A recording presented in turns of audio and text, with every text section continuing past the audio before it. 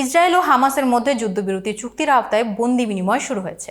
ইসরায়েলের সরকার সম্প্রচার মাধ্যম জানায় জিম্মিদের 2 ধাপে মুক্তি দেওয়া হয়।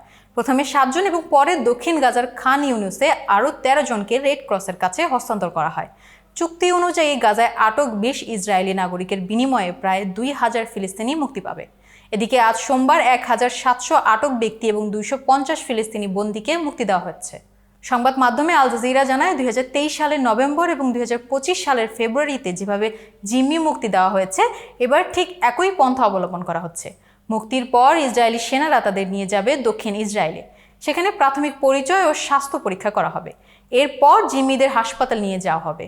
সেখানে তারা তাদের পরিবারের সকলের সাথে দেখা করবেন। 2 বছর ধরে চলা গাজা যুদ্ধের অবসান হয়েছে বলে মন্তব্য করেছেন মার্কিন প্রেসিডেন্ট ডোনাল্ড ট্রাম্প।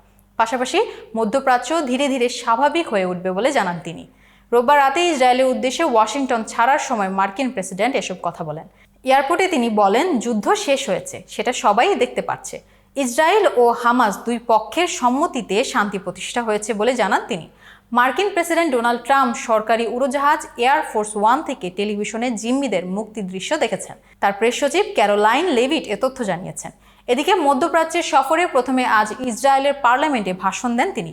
এরপর মিশরের উদ্দেশ্যে রওনা দেবেন মার্কিন প্রেসিডেন্ট ডোনাল্ড ট্রাম্প।